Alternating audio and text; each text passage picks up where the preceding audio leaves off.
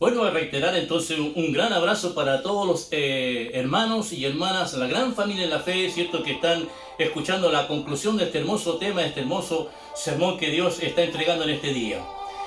Ahora decía yo que Dios se valdrá, ¿cierto?, de un joven campesino. Su nombre era Gedeón de Ofra. Sí, hijo de Joás. Este joven estaba sacudiendo el trigo en el lagar para esconderlo de los madianitas y lo hacía regularmente. Sacaba algunas gavillas del campo y las llevaba a su casa. ¿Sabe para qué? Para sacudirlas en oculto y así obtener entonces alimento para su familia.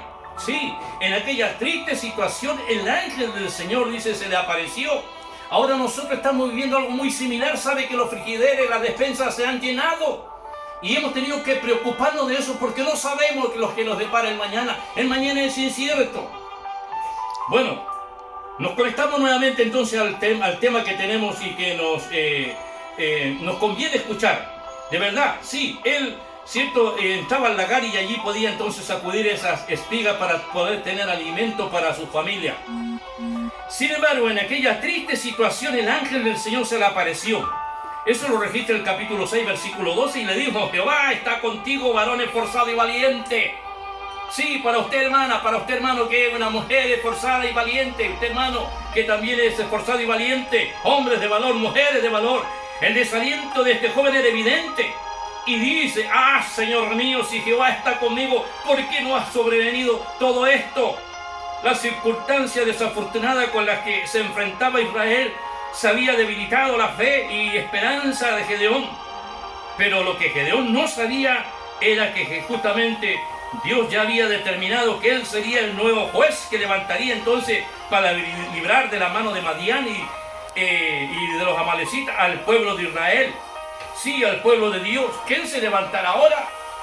Quiero decirle que la iglesia está en pie de guerra, que la iglesia se ha puesto de pie, que los ministros están predicando, que las iglesias en este momento están orando, están ayunando. Sí, la iglesia se puso de pie. Y como decía una de nuestras hermanas en la iglesia, cuando aún no venían esta pandemia y todavía podíamos reunirnos, que esto había sido una gran llamada de atención, no para la gente inconversa, sino para la iglesia misma, porque llevamos un evangelio muy liviano, muy simple.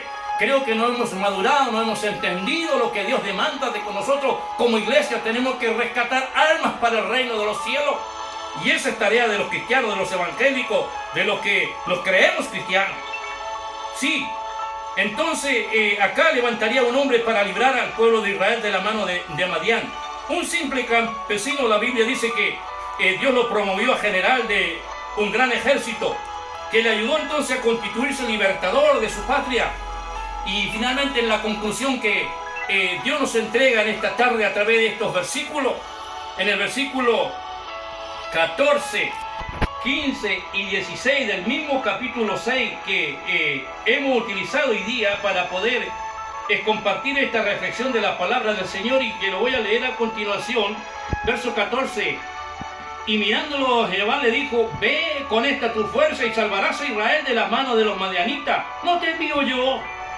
Entonces le respondió: Señor mío, ¿con qué salvaré a Israel? He aquí mi familia es pobre en Manasés y yo el menor de la casa de mi padre. Jehová le dijo: ciertamente yo estaré contigo y derrotarás a los madianitas como a un solo hombre. Sí, tenemos que depositar la confianza en Jehová, Dios de los ejércitos, porque Él nos dará la victoria. Ahora, ¿cómo Dios le da la victoria a Gedeón? Primero dice que las armas que utiliza no sirven para poder vencer a un enemigo de carne y hueso. Necesariamente tienen que ser armas espirituales.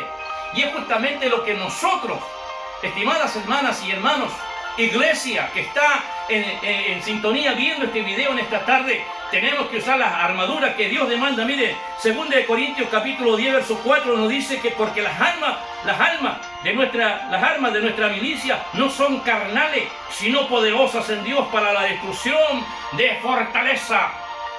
Entendamos entonces que no es con mi fuerza, sino con el Espíritu de Dios, porque Él nos dará la victoria, así como lo hizo con David cuando dice que dirigió a la piedra que lanzó hacia el gigante.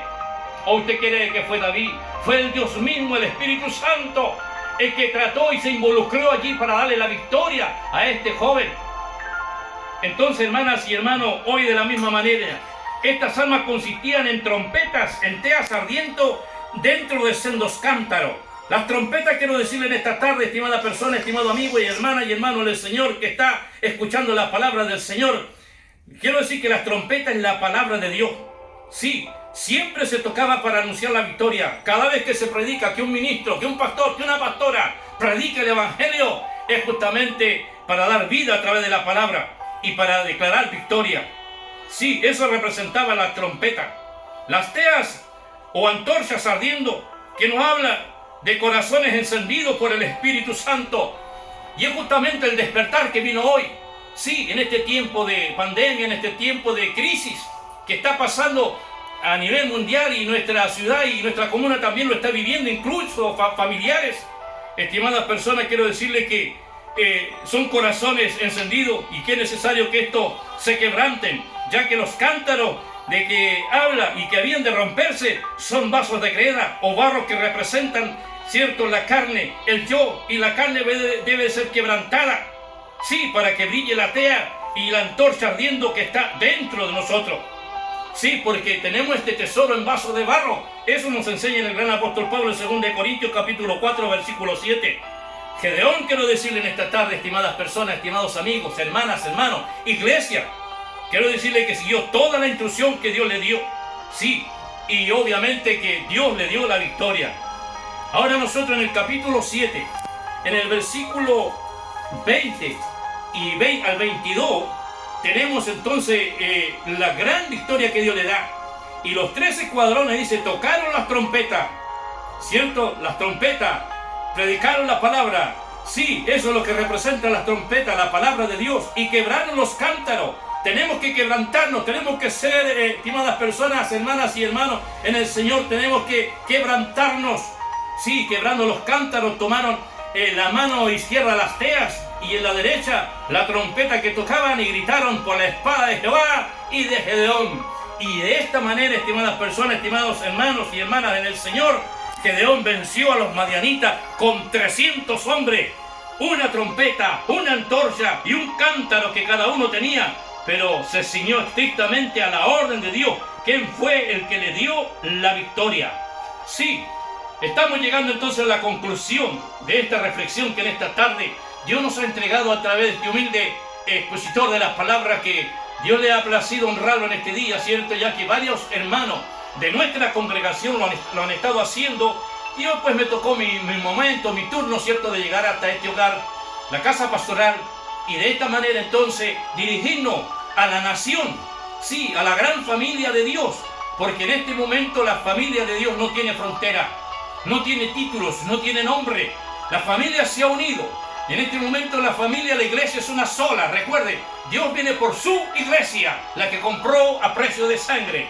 Por lo tanto, en esta tarde quiero desearle las más ricas bendiciones del Altísimo a todos aquellos que tengan la oportunidad de ver este video que se grabó en una forma casera, a lo mejor no tan profesional, pero hemos hecho lo que hemos podido. ¿Para qué? Para cumplir con la demanda del Señor. Y también ceñirme yo y sujetarme a nuestros pastores que cierto nos llaman y dicen, hermano, usted tiene que venir y dar una reflexión de la palabra del Señor. Y a su vez, por supuesto, nosotros obedecemos y venimos hasta este lugar y compartimos la reflexión de la palabra.